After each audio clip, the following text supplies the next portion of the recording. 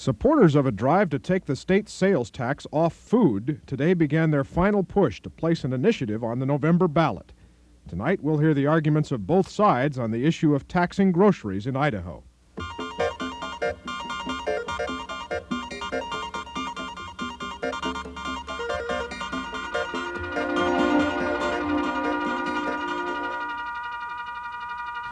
Good evening. Supporters of an initiative to repeal the sales tax on food purchases in Idaho conceded today that they're facing an uphill battle to get that issue on the November election ballot. Petition pushers now have only 3 more weeks to gather the more than 30,000 signatures of Idaho registered voters that will allow a vote in November on what they're calling the Tax-Free Food Initiative. Idaho Fair Share, a consumer group, and the Idaho Hunger Action Council are pushing the initiative statewide. They contend a tax on food is unfair, particularly unfair to low-income and elderly Idahoans. But many others, including members of the state legislature who have rejected similar repeal attempts in the past, say removing the tax will just force a tax shift, not really a tax reduction. Tonight, as this petition drive moves into the home stretch, we'll hear the arguments from both sides. But we begin tonight with a little more background from producer Gary Richardson. Supporters of the drive to remove the sales tax from groceries say they have collected almost 30,000 initiative signatures. Today, 3 weeks short of their petition deadline, they began the final push to collect another 27,000. While most people asked were signing the petition, a few were not. I think that we should pay sales tax on all the goods we buy. I think it's a lot better than having the homeowners subsidize everything. I think it's time that everybody should pay their fair share. If they took it off of groceries, they're going to add it someplace else, and usually we always get screwed in the end, so we need taxes, so there's no point in breaking it off. Saying the tax on food is unfair, the Idaho Hunger Action Council supports the initiative. The sales tax is a very unfair tax. Low-income and elderly people are being taxed on between 30 and 70% of their income, while upper-income people are being taxed on 2 to 5% of their income that goes for food. Low-income people cannot afford to pay $2 out of every $50 for tax. They need that money to buy milk and fruit and vegetables for their kids. Some people argue that exempting groceries from the sales tax would work a hardship on independent grocers. But the people that operate this neighborhood market and produce stand in Boise's North End don't agree. We won't have any difficulty. Well? No, we don't look for any difficulty, and I don't believe that groceries should be taxed because there is an economic problem. I believe they should be entitled to buy their groceries free of tax. You would have to separate some of that stuff from the others to determine what would be taxed. Wouldn't that be a lot of problem for you? Well, we just adjust our cash register. I think that can be worked out without any problem. I don't think there would be any difficulty in it. It'd be a lot less hassle for the stores and people selling things. Like for me, it'd be a lot less hassle. This is just a small business, and I can't even afford a cash register. And I think it's nonsense having tax on food. We'll do away with it sooner or later.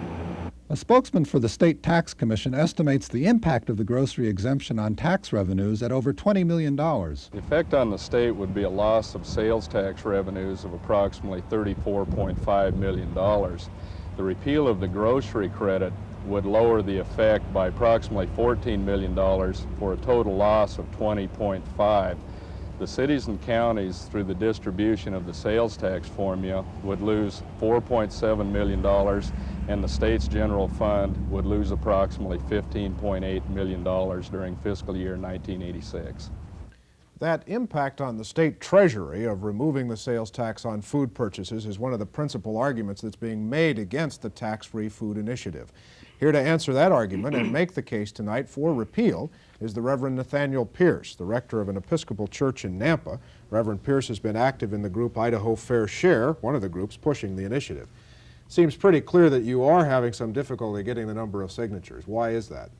Well, actually, we're getting a great many signatures. The problem we've encountered somewhat unexpectedly is that the percentage of people signing the initiative that are not registered voters is much higher than we anticipated. About 35% of the people signing in Ada County turn out not to be registered, and we had anticipated only a 20% shortfall there.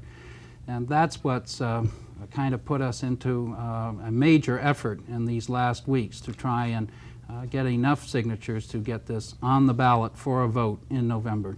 So something like for every 5 signatures you collect, only 3 of them are really qualifying toward the number needed to get this on the ballot. In Ada County, that's true. In other areas of the state, we find that 4 out of 5 are good. Can you make it by the deadline, which is July 6th, I believe? That's July 5th. Yes, I think we can make it if there is a major effort by people throughout the state who believe that the sales tax ought to come off food. If we don't have a major effort by everyone concerned, then it's very likely we'll fall short, even though we may have 45,000 signatures. Why should we repeal this tax? Well, we should repeal the tax because there are some things government should not tax. We provide an exemption, for example, on prescription drugs. We don't collect a sales tax on the drugs you go to the drugstore and purchase. Out of recognition that drugs, I think, are very important for people who are sick and need them. We put food into that same category. And it seems particularly unfair when the Reagan administration, for example, has lowered the allotment of food stamps, that when people use food stamps to purchase food, 4% comes off of that. And when I deal with people on my church doorstep who need a handout for food and I give them $5 or $10 of the church's money to go buy some food, 4% of that is taken by the state in sales tax. And I think it's, well, in my business, I'd call it sinful. So the people who really would benefit the most are the people, in your view at least, who really need to benefit the most, the poor and particularly elderly people who live on fixed incomes. Absolutely. People at the lower end of the economic scale who spend a higher percentage of their budget for food would benefit the most. Of course, everyone will benefit in terms of absolute dollars. We'd all would benefit from no tax on food, but it would be of greater benefit to the people who are often hungry. Well, let me ask you about the impact. As I said, one of the major arguments against this is the impact on the state treasury in a time of particularly tight budgets in this state. Where's that money going to be made up? Well, I think a good portion of it could be recovered if the legislature would close some of the tax loopholes.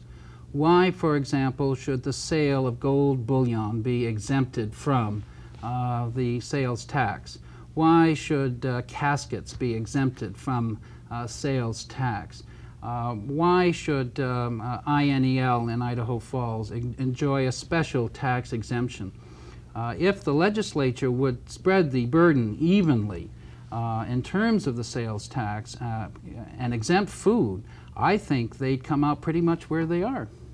So finally, I guess you're saying that it is a tax shift, as the critics say, but that's the way to arrive at some equity. Absolutely. It is a tax shift. It's not a tax reduction, and we would have written into the initiative a proposal for raising money if we could have had more than one issue on an initiative, but the Attorney General said we couldn't. We'll come back, sir. Thank you. Although the 2 small retailers you saw earlier on videotape supported the repeal of the tax on food, apparently many other small retailers in Idaho believe it would cause great problems for them. Tim Brennan speaks for many of them. He's the executive director of the Idaho Retailers Association, a group that represents many of the state's grocery store operators. What kind of problems for retailers, Mr. Brennan? Well, there's no question. We have in our association a great many retailers who have businesses in states who have exempted the sales tax. Obviously, if that initiative becomes law and food is exempt, we'll comply. There's no question about that. We'll do those things that are necessary to comply with the law and we'll stay in business. But the consumer will pay for an increased cost of overhead that is very unproductive. There's no question, no logic to figure that there's no increase in cost at the retail level when they have to decide which items are taxed and which are exempt. Let me give you a couple quick examples. Hershey chocolate, maybe the most absurd example, but Hershey's would be taxed. Unsweetened chocolate for cooking would be exempt. Cookies would be exempt. Candy would be taxed. High C drink would be exempt. Coca-Cola, soft drinks, carbonated, would be taxed. I haven't heard anyone until today even indicate that there would not be an increased administrative cost at the retail level. So those retailers we found earlier today are not necessarily, they're not at all representative of most of the members of your organization, for example. It was very much of a surprise, very interesting, because it is the small retailer without the computerized cash register that will have the most difficulty, and even those with the sophisticated cash registers, even with the key that they can hit for the taxable item and the non-taxable item, the checker has to memorize which items are taxed and which items are not taxed. That's going to take a lot of time. Another one of the costs, of course, is in the bookkeeping within the store itself, and a very significant cost will be in the tax commission in their efforts to try to audit retailers. At the present time, they can audit a grocery store. Virtually every item in the store is taxed in the normal grocery store. For those who have pharmacies, prescription drugs are clearly identified and can clearly be separated more easily than the mixture of the normal item in a grocery store. So just a lot of bookkeeping, record keeping, and just physical labor required to implement this kind of change. Yes, and it's very important to remember that one of the most important things about any kind of taxation, one of the keys is that it be as efficient and inexpensive to collect as is possible. And the sales tax in general is relatively good. It's broad-based and everyone pays it. Maybe that's why there's a lot of opposition to it, because everyone pays it. Generally speaking, people would like to tax. The good tax is when someone else pays. People who smoke want to tax cigarettes. People who drink booze want to tax soft drinks. People who don't drink booze want to tax booze. The farmers want to tax the city folks. The city folks want to tax the farmers. And that's generally the picture. The only tax that's good is the one somebody else pays. Well, let me ask you about this. It seems to me that most retailers frequently make the argument that if we remove a tax, that's a stimulus to business. Wouldn't that 4% off the top of your grocery bill give that individual grocery buyer just 4% more to spend on groceries? The problem is, and that may be true, except that it will probably be picked up. If we could reduce government by $34 million by the passage of this, I would be all for it. We won't reduce government. We'll increase the tax in some other area, and someplace else the tax will be added on, either in the area of going to from a 4% to a 4.5%, which would raise $30 million more at the present level, or it very possibly could go to 5%, and this could be the greatest initiative and push to ultimately end up with a 5% sales tax on all other items. So finally, you're not only worried about the direct impact on the retailers, but you're worried about the fiscal impact of this as well. Well, I'm very concerned about the fiscal impact. I work as all people do close to government with balancing that budget. 70% of the 500 plus general fund budget goes for education, and if this money comes reduces government, it will reduce the money available for education if it isn't replaced with some other source, which could very well be more inequitable than the tax on consumers of food. We'll come back, sir. Thank you. The Idaho Property Owners Association has supported major changes in the state's tax structure in the past. The group used the initiative route successfully, I should say, in 1978 to pass the 1% property tax initiative. But this is one tax change that the group is not in favor of. Cal Williams represents the Property Owners Association. What's your opposition, Mr. Williams?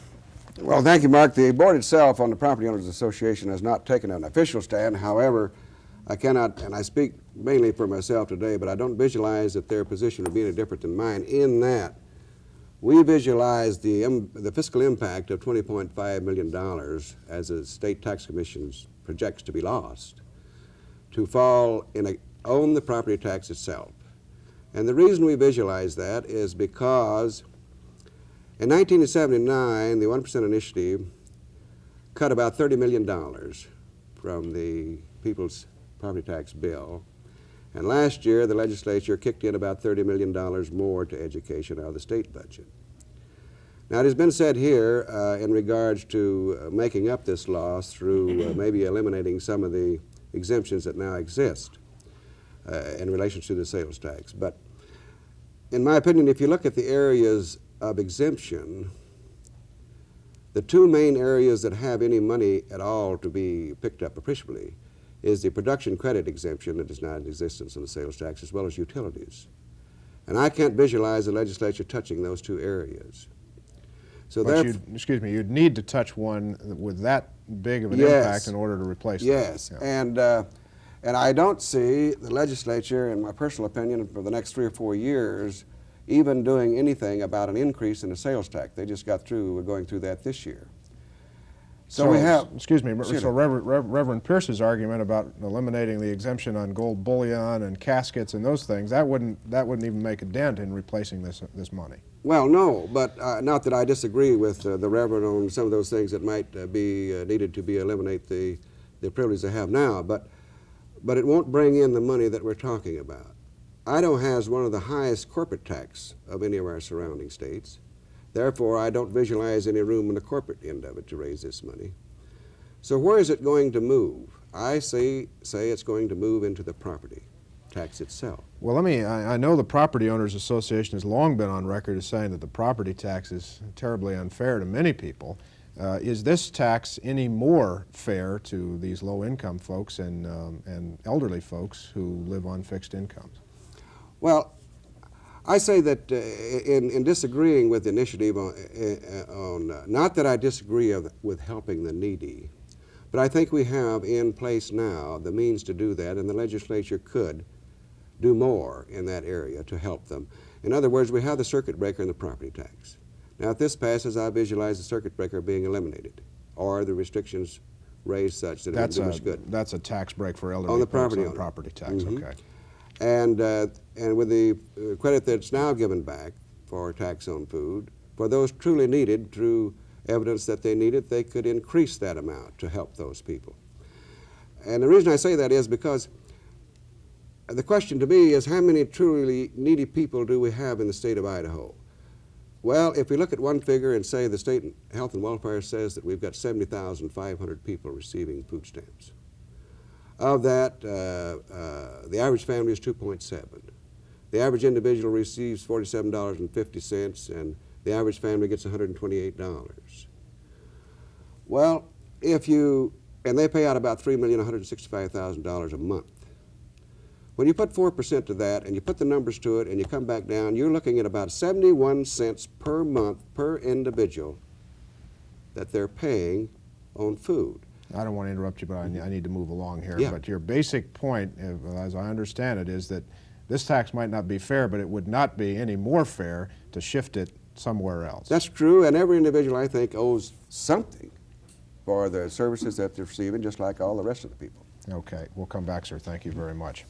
Our final view of this issue tonight comes from a former member of the Idaho legislature who tried earlier this year to pass a food tax repeal bill. Mark Larson now lives in Boise. He recently resigned his seat as a Democratic legislator representing the Mountain Home area. You heard Mr. Williams' arguments about the fairness of a shift in this tax. It obviously would require some additional tax to make up for the lost revenue, would it not? Well, Mr. Brennan indicated if this were to reduce government by $27 million, he would be all in favor of it. The chances of that happening are extremely slim. The money is going to have to come from somewhere else.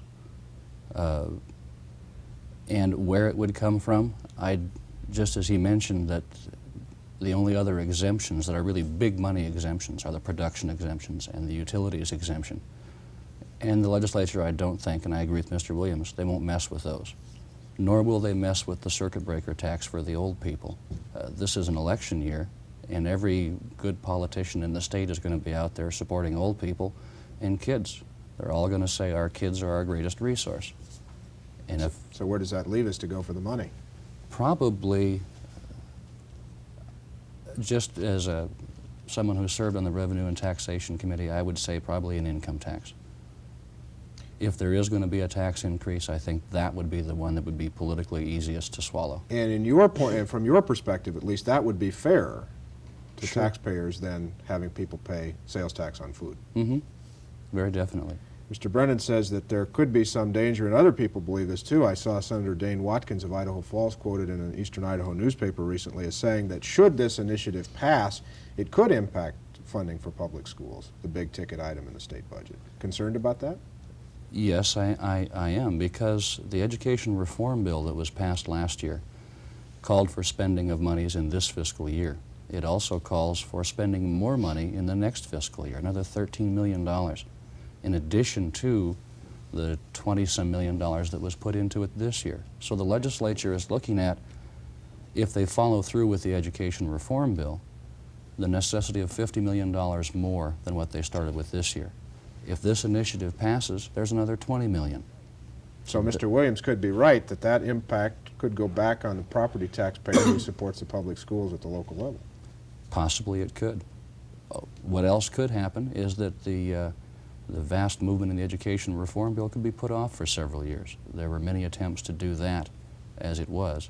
And who knows what the legislature will do with this if it does get on the ballot and it does pass, as we've seen with the 1% initiative and the 50-50, what comes into the legislature ain't necessarily what comes out. So finally, before I open this up, the relative benefits of shifting this impact somewhere else still outweigh the negative. As far as I can see, yes. Okay. Well, let me open it up on that point, Mr. Brennan. I guess you would disagree. Oh, yes. But I think one of the points that we have to take to consider when looking at any kind of taxation is cost, as I said, of administration. And those costs are passed on to the consumer the same as taxes are. And there's no question about the fact that the administrative cost of exempting food from the sales tax will be significant, and we're going to be talking about in the neighborhood of $2 million a year. And we use those are statistics by very extensive studies on what it costs to collect a sales tax. And even though it's a pretty good system, that is a fact. I certainly would be in favor of reducing the burden on low-income people, but I'm not sure this is the best way. Well, let me just get Mr. Larson to respond to that point about the cost of making this kind of a change. Well, there's definitely going to be a cost, and but unfortunately, in the initiative process, well, you saw the signs on the video earlier, the little signs on the tables, take tax off food, and just the same as the 1% initiative, people ran around with clipboards going, do you want to reduce your property tax? Now they're saying, do you want to reduce or do away with the tax on your food? The practicalities of things oftentimes have to be ignored when you look at the emotional issues. Reverend Pierce brings up why tax caskets and bullion, or why not tax them but we tax food. It's irrelevant to the argument, but it sure sounds good. And Mr. Brennan is very correct in the fact that there will be more costs. But I think those things are going to be overlooked by the emotional issue of, do you want to pay tax on food or not? Well, let me go back to Reverend Pierce on some of these benefits too. And you heard Mr. Brennan talk about the difficulties for the retailers, and some kinds of chocolate will be taxed and some kinds of chocolate won't be taxed. What about that? Well, I'm very aware of that problem. When we drew up the initiative, we tried to make that job as easy as possible for the retailer by defining food as those items which can be purchased by a food stamp. And I would say to Mr. Brennan that those kinds of decisions already have to be made by the person at the cash register when someone has food stamps. They need to know what a food stamp can buy and what a food stamp cannot buy. And if they don't know, they can be in big trouble with people who enforce those rules. And all we've done is to say we are going to identify food as the same items that a food stamp can buy. So that shouldn't require all that much retraining from what people already should know. Mr. Brennan? I think this is an improvement. There's no question about the fact that we have that preconditioned, but there's no real rigid regulations on complying with the federal laws on food stamp or regulations on what's allowed or not. Simply what they do is they discontinue the allowance of that retailer to receive food stamps if he's in violation.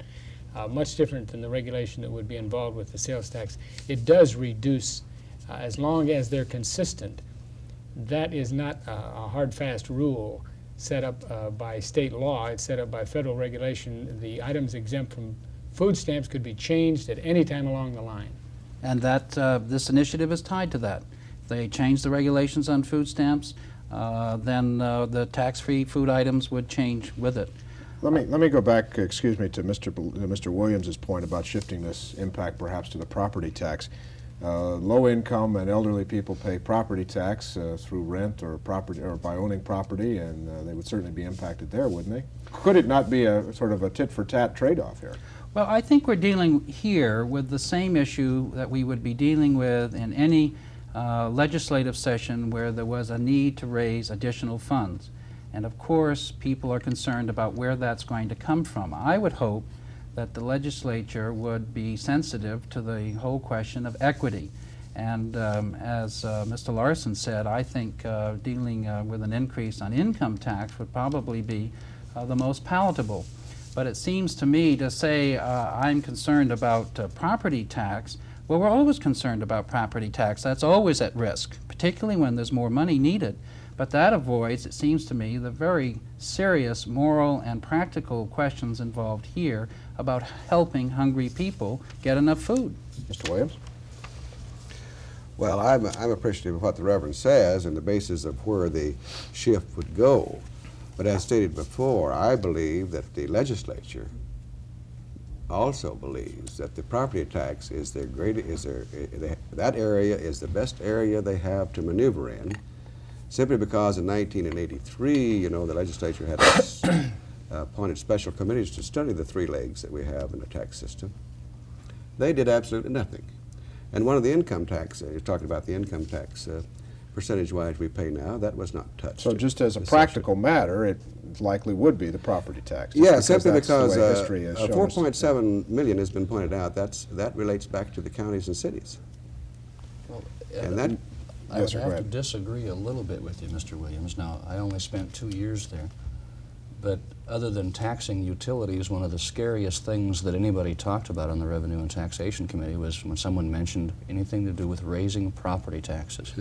Goodness gracious, that brought in a pile of phone calls. It's just scary. They don't want to mess with property taxes. but by the same token, the amendment to the 50/50. Well, what that did is it limited to owner-occupied only, Yes. which I thought was a dandy. Why should somebody get fat on his income property? But what it did, they're not getting fat, believe me, and I'm in the business. What it did to the low-income people that the Reverend is talking about now, in time, it's going to work a terrible hardship on them when you got those type of properties, and the Reverend's got one as well as I, where they increase 108, 200, or 300%. We can't pass that along right now, simply because of 10 and 12% vacancy factor. Let me just get a final quick comment from Reverend Pierce here. Mr. Williams and others have suggested that maybe the best way to do this would be just to increase the credit, give people more return on their income tax return, double it, triple it, whatever. Well, first place, that failed in the legislature, and second place, what really prompted this initiative now was Representative Forey out of Canyon County's attempt last fall to eliminate the tax credit altogether. Okay, I've got to leave it there, I'm sorry. Mr. Williams, Mr. Brennan, thank you for joining us tonight, gentlemen. We appreciate it. Mr. Larson, Reverend Pierce, thank you. That's our time for tonight. We'll be back here tomorrow. I'm Mark Johnson. Good night.